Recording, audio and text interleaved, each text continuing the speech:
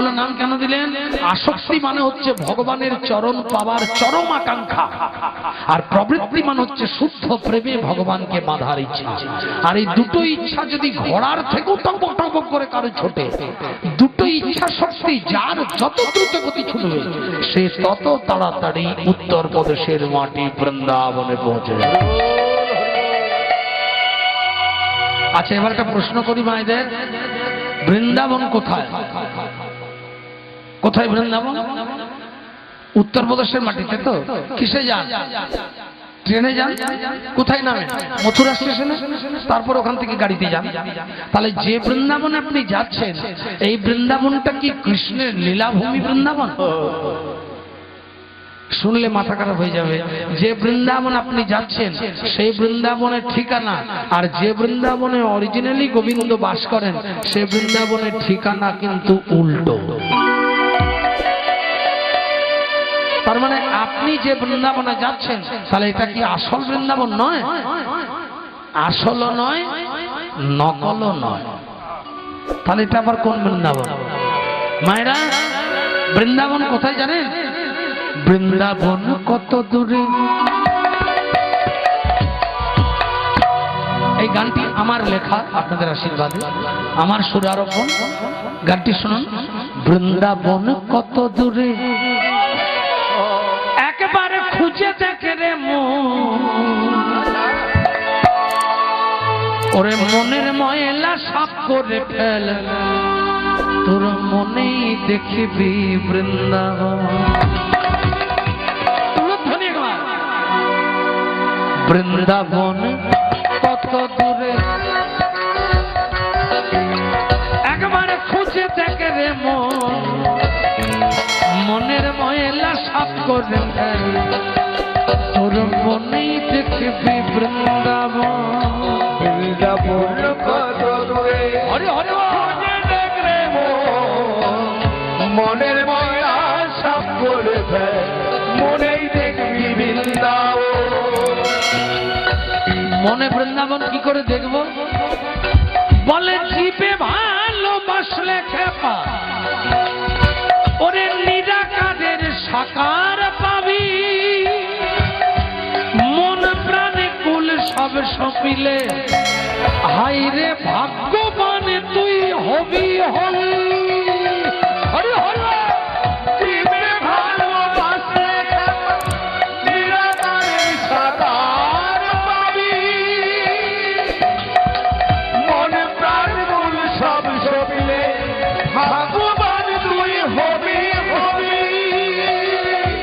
বৃন্দাবনের নেই ঠিকানা ওরে ভক্তি থাকলে নয় অজানা। বৃন্দাবনের নেই ঠিকানা ভক্তি থাকলে নয় অজানা।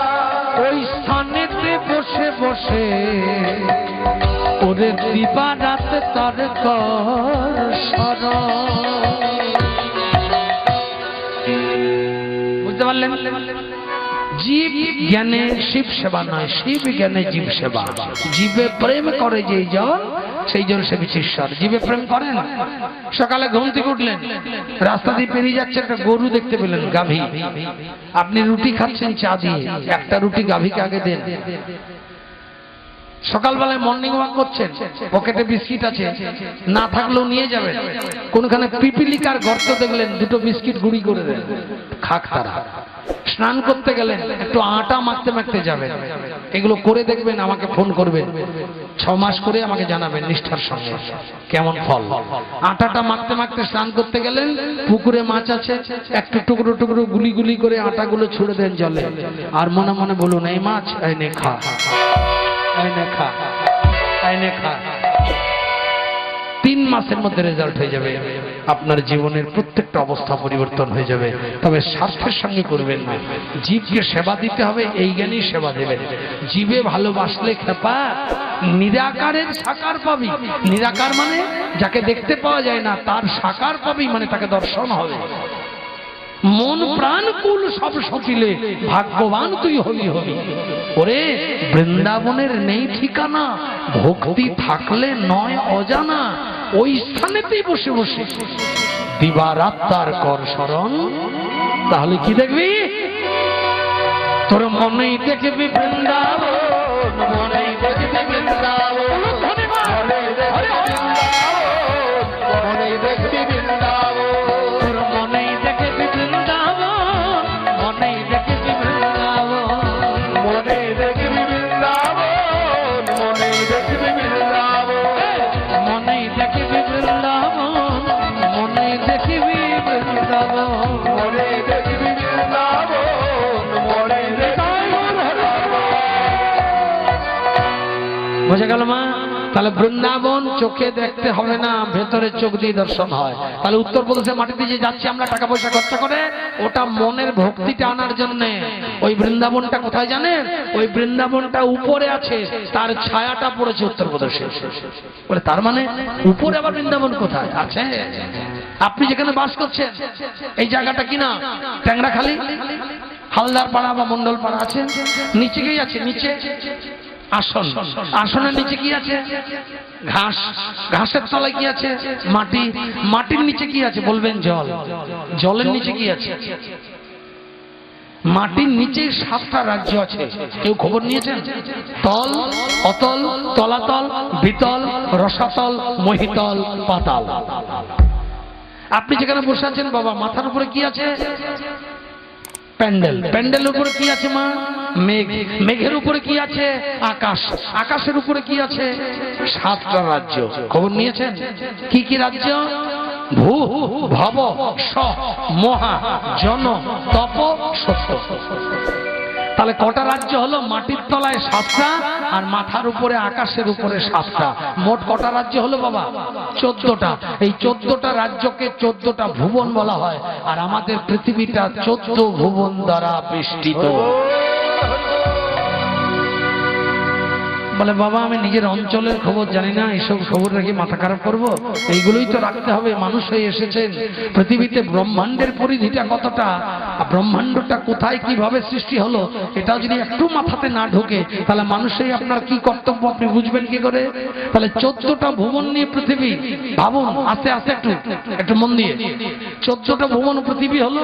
পৃথিবীর বাইরে কি আছে?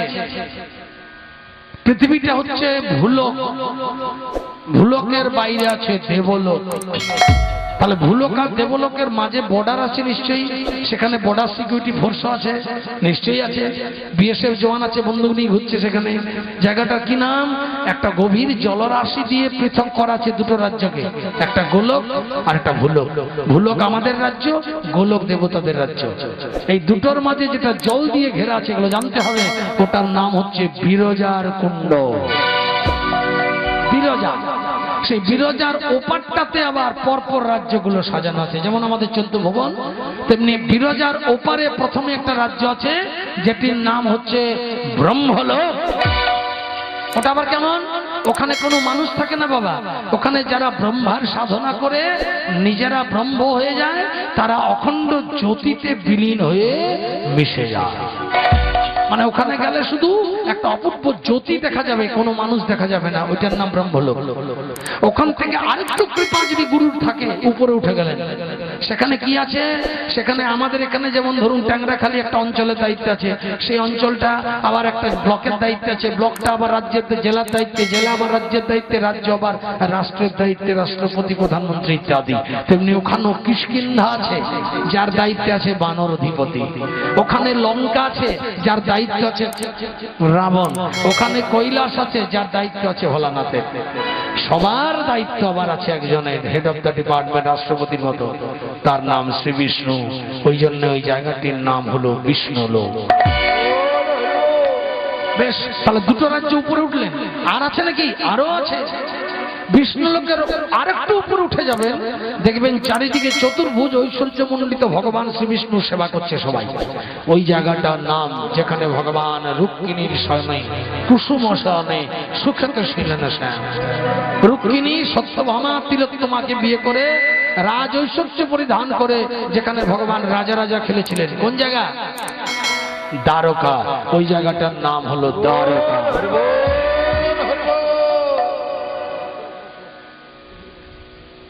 আপনাদের এখানে খিচুড়ি প্রসাদের ব্যবস্থা আছে, দয়া করে কেউ যাবেন না। যদি খুব এমার্জেন্সি থাকে কারো যেতেই হয়, আমি তো বলবো কীর্তনটা পরিপূর্ণ করেই যান, আমার পরে তার গায়ক নাই। ভাই আমাকে, বাবু আমাকে অনেক অনেক ভালোবাসা দিয়ে, মানে এত ভালো ছেলে আমার, এটা কাছে বলা নয়, আপনাদের কাছে বলে বলছি না, ওর কৃষ্ণপদে মতি হোক, হয়তো এই ভূমিকা নিয়ে এসেছে আপনাদের মতো ভক্তদের সেবা করার জন্য। নিতাই এবং গৌরাঙ্গ দুটি ভাইয়ের নাম দুটো যেন সার্থক হয় এটুকু প্রার্থনা করব।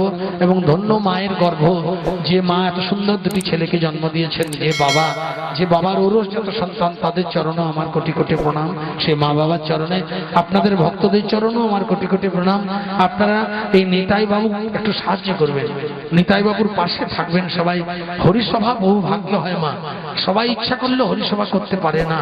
হরিসভা করার জন্য টাকা পয়সা যত না দরকার, তার থেকে বড় দরকার হলো মন। এই মনের বল যদি কারো থাকে সে আটকায় না।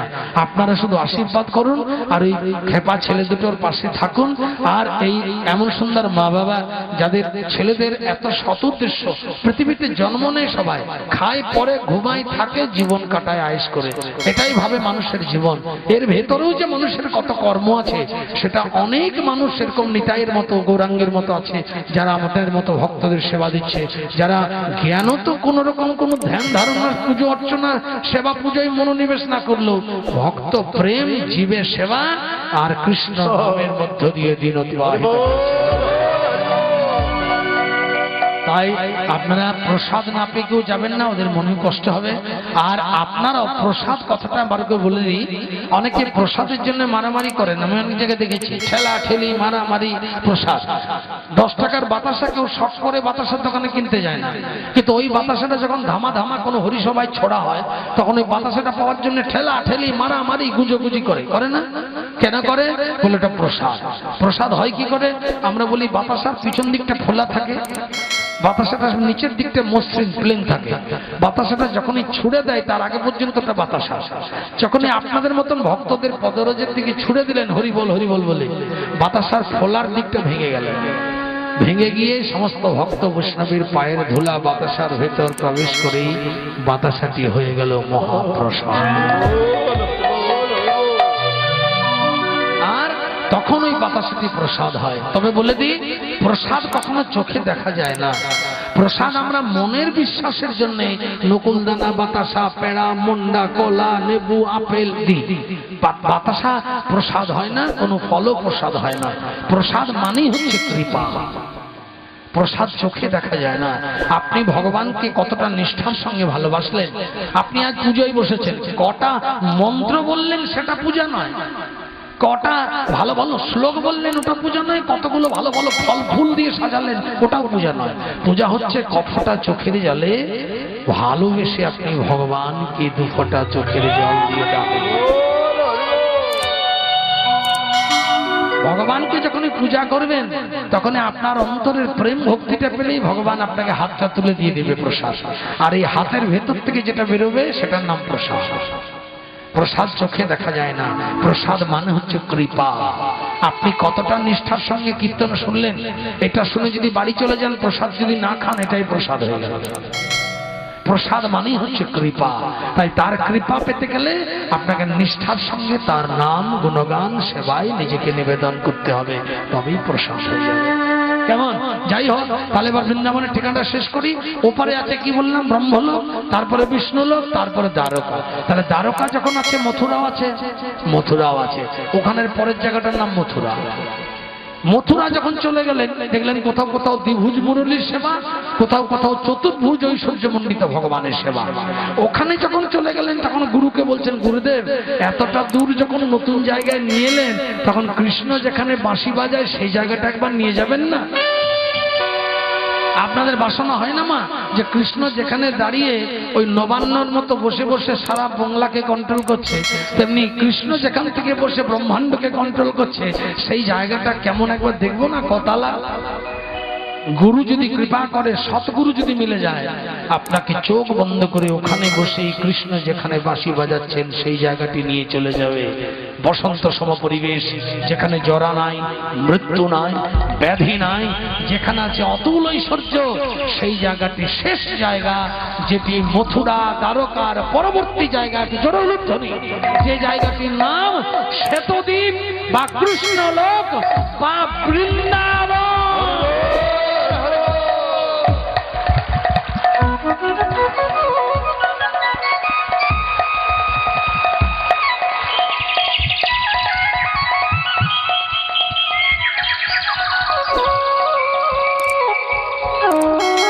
যেখানে ভগবান বাঁশি বাজাচ্ছেন সেই জায়গাটি বৃন্দাবন, ওইখানে বৃন্দাবন।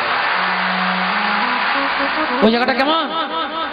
আপনার বয়স 40 বছর, জন্মের পরে আপনি 5 বছর বয়স ছিল, 10 বছর হয়েছে, 12 বছর হয়েছে, বয়সটা বেড়েছে তো। ওই জায়গায় যদি কেউ চলে যেতে পারেন, তার জীবনে বয়স বাড়বে না।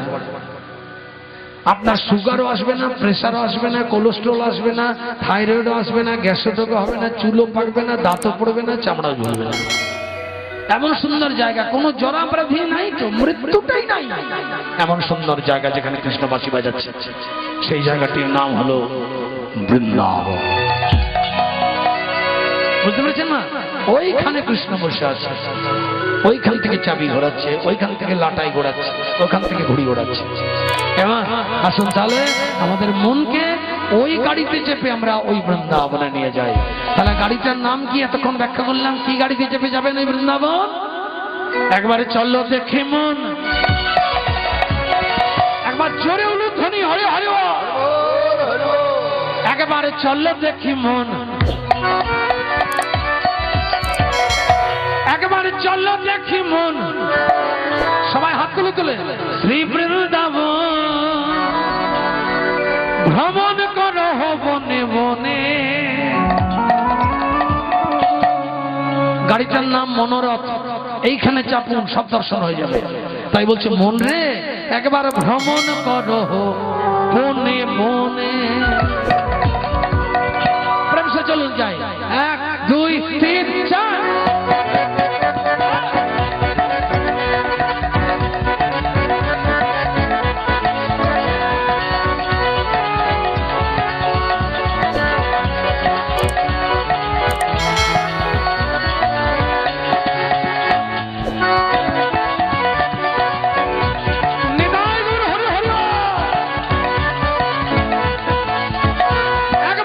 চলো দেখি মন, একবার চলো দেখি মন, একবার চলো দেখি মন, একবার চলো দেখি মন শ্রী বৃন্দাবন। চলো দেখি মন শ্রী বৃন্দাবন, চলো দেখি মন শ্রী বৃন্দাবন, চলো দেখি মন শ্রী বৃন্দাবন ভ্রমণ করো বনে বনে। একবার ভ্রমণ করো একবার ভ্রমণ করো বনে।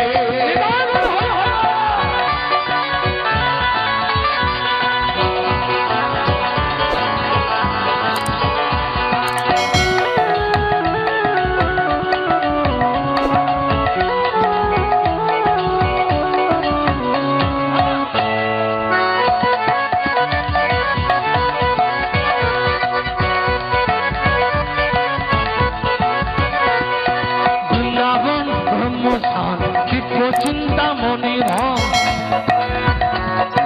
বৃন্দাবন ব্রহ্মস্থান দিব্য চিন্তামণি ধাম, বৃন্দাবন ব্রহ্মস্থান দিব্য চিন্তামণি ধাম, বৃন্দাবন ব্রহ্মস্থান দিব্য চিন্তামণি ধাম।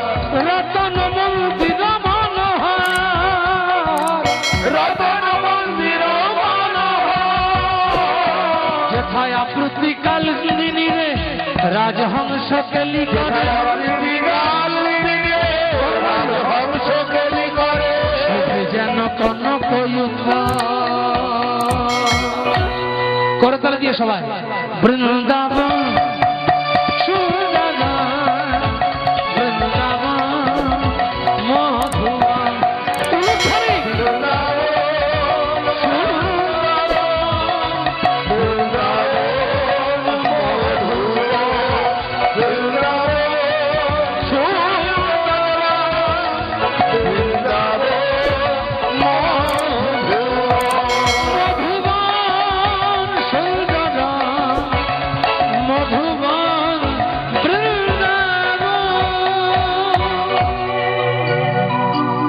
চলুন কারা কারা বৃন্দাবন এলেন দেখি একবার জোরে বলবেন জয় রাধে। আরে জোরে শুনতে পাইনি। জয় রাধে, রাধে রাধে। হ্যাঁ আমি জয় রাধে বললে আপনারা রাধে রাধে। জয় রাধে। হাতি ঘোড়া পালকি, হ্যাঁ এটা বলতে হবে বৃন্দাবনে গেলে। হাতি ঘোড়া পালকি, জয় কানাইয়া লাল কি, জয় কানহাইয়া লাল কি বলবেন? বৃন্দাবনের ধর্ম এটা বাণী। হাতি ঘোড়া পালকি, জয় কানাইয়া লাল কি, হাতি ঘোড়া পালকি, জয় কানাইয়া লাল কি। করে তাহলে দিয়ে 1 2 3 4। ঘোড়া পালকি, হাতি ঘোড়া পালকি, জয় কানাইয়া লাল কি, হাতি ঘোড়া পালকি, জয় কানাইয়া লাল কি, হাতি ঘোড়া পালকি, জয় কানাইয়া লাল কি, জয় কানহাইয়া লাল কি, হাতি ঘোড়া পালকি, জয় কানহাইয়া লাল কি, হাতি ঘোড়া পালকি, জয় কানহাইয়া লাল কি, হাতি ঘোড়া পালকি। বৃন্দাবন ধাম কি। বাহ, সবাই মধুময় বৃন্দাবন এলেন। নিতাই ভাই বলছে শ্যামা সঙ্গীতার ভজন। এই রে শ্যামা সঙ্গীত তো গাইব, নিশ্চয়ই গাইব। শ্যামা সঙ্গীতের জন্যই যে পালাটি গাইছি। যাই হোক গাইব রে গাইব। হরিবল ভক্তবৃন্দ। তাহলে এবার প্রভু আজকে মধুময় বৃন্দাবনে অবস্থান করছেন, আমরা সেই বৃন্দাবনে এলাম তো। এবারে বৃন্দাবনে এলে কি নাম গাইতে হয় মা? রাধারানী ভজন হবে হবে হালকা করে না জোরে? জোরে হবে। বেশ বেশ জোর করে হোক তাহলে। রাধা রানী কি, রাধা রানী কি। প্রেম সে বলুন রাধা রানীর নামটা কেমন? টক না নুন না ঝাল না তেতো না মিষ্টি? মিষ্টি। তাহলে একবার জোরে বলুন তো, রাধা রানী কি। বাহ। আচ্ছা রাধা রানীর নামটা কেমন মিষ্টি? গানে বলছে কেমন মিষ্টি জানো? মিশ্রি সে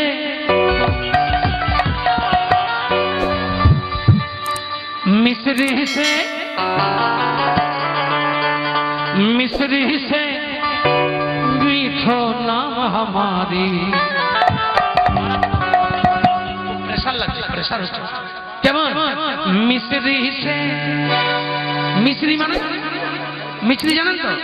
হ্যাঁ কেমন মিষ্টি? তো বলছে মিশ্রি সে मीठो नाम हमारी, राधा रानी को, राधा रानी को हमारी, ब्रिज की महारानी को, अति मधुर मधुर रसले हमारी, राधा रानी को। चलो 1 2 3 4।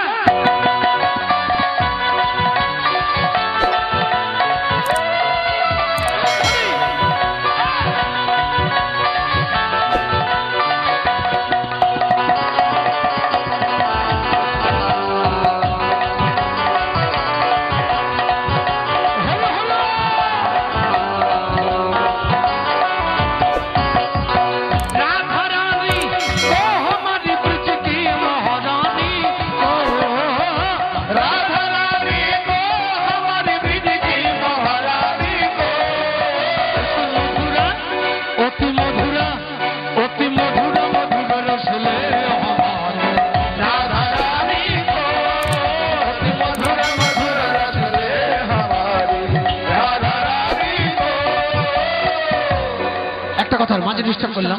শরীরের প্রত্যেকটা অঙ্গ গোবিন্দ সেবায় লাগাবেন, এই কন্ট্রাক্ট আপনি গোবিন্দকে করে মায়ের গর্ভ থেকে এসেছেন। তাহলে যেখানে রাধারানীর নাম হবে সেখানে হাত গুটিয়ে বসে আছেন কেন? অনেকে দেখছি হাত এমনি করে বসে আছেন, এইটাই তো সেবা। এই সময় একটু করতালে দিয়ে রাধারানীর নামটা করুন, তাতে কোনো ক্ষতি হবে না। আপনার সুকৃতিটা বরং হেড অফিসে জমা থাকবে। কেমন? লজ্জার কিছু নেই, যত করবেন তত রাস্তা পরিষ্কার হবে। হ্যাঁ, তাই করতালি তালে দিয়ে দিয়ে আপনার যে হাত দুটো দিয়েছে গোবিন্দ, এটা মারামারি করার জন্য দেয়নি, খুন্তি ঘোরানোর জন্য দেয়নি, আর বড় বড় ভালো ভালো লাল লাল গান্ধী নোটগুলো গোনার জন্য দেয়। কি জেনে দিয়েছে বলুন তো? হস্ত দিয়ে গোবিন্দ সেবা, চরণ দিয়ে গোবিন্দের মন্দির দর্শন, চোখ দিয়ে গোবিন্দের বিগ্রহ দর্শন, কর্ণ দিয়ে গোবিন্দের নাম শ্রবণ, জিহ্বা দিয়ে গোবিন্দের নাম উচ্চারণ, হৃদয় দিয়ে গোবিন্দের চরণ ধরে রাখা। চলো 1 2 3 4